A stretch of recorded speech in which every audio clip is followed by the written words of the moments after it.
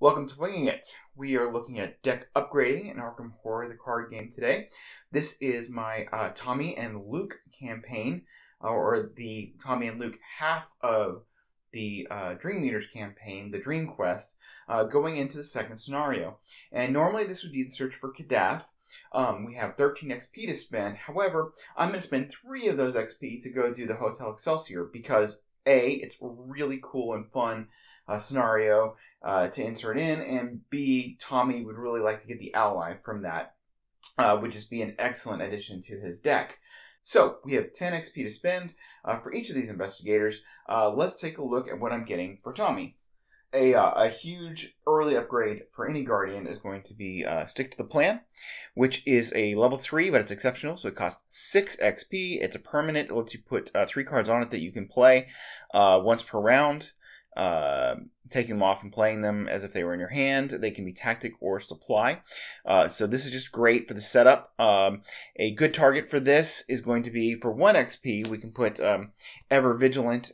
It's kind of a classic combination. It lets you play up to 3 items, reducing their cost in one go. It's action efficiency, economy efficiency, and the fact that you can have it in your starting hand or as if it was in your starting hand on Stick to the Plan is excellent. Other targets we can put is Active Desperation, which is kind of an economy card.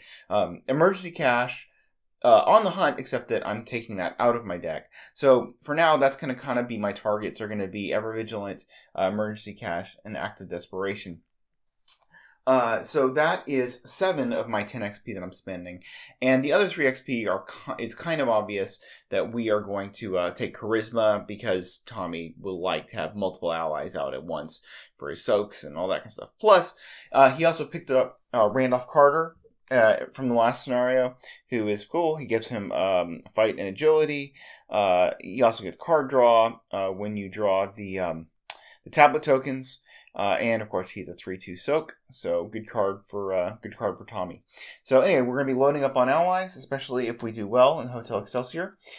We do have to take 1 card out. We're going to go ahead and take out On the Hunt. I don't see it being very useful, especially being kind of my blind run. So we're taking out On the Hunt, and yeah, we're going to put in Ever Vigilant. The other 2 are permanent, so they don't take up slots, and that is Tommy.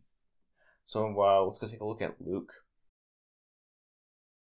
Okay, now with Luke, we have the same 10 XP to spend, but we do get 2 free XP towards a spell upgrade because of Arcane Research. So that will go towards an upgraded Sixth Sense, which will allow me to, it'll boost his willpower by 2 while he's investigating, and it'll let him get additional locations if he draws a spooky token. So that's pretty good.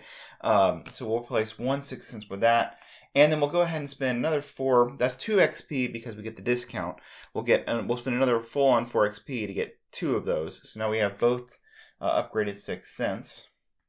So that's 6 XP that we spend. We have 2 more to spend. And we'll get 2 Recall the Futures, which allows you to, it's an asset, put it on the table, lets you name a token, and if it pops, then you get, you exhaust this and get +2 to your skill value. So it kind of lets you, you know, you can go 2 over if you want, effectively, without having to actually be high enough, because you can say name the -2, and then this would, you know, pop. Allows you to name spooky tokens if they're particularly nasty. So it's a really good card, kind of allows you to not have to commit as much to getting the high skill values. And if you are up high enough, you can name like the really high tokens, like the -4, and then you're almost virtually assured success, of course, unless you taunt the tentacle. So for this, I'm going to get rid of 1 Expected Courage because it kind of, I don't know, feels like it takes the place of what an Unexpected Courage might do. I'm going to leave the Unexpected Courage in because I like having 1 of those just in case I really want to boost his evade or something, especially for this next scenario in which neither of these guys are good at evade. I mean, you know, Luke has 3, but we don't have a lot of support for it in this deck, and evade can be, you know, kind of important. So then I'm going to drop the Storm of Spirits. I feel like Storm of Spirits is kind of a card that you want in Luke because, you know, it's the whole, like, you can play it as if you're at, you know, the next location, and I used it to great effect in the first scenario. But I don't know. I mean, it's like I've got a lot of combat with the shriveling.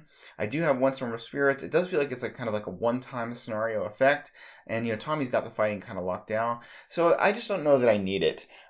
We will see. But anyway, I do have these Recall the Futures that I will stick in, and yeah, that's where we're going. So let's go and do the dream version of Hotel Excelsior.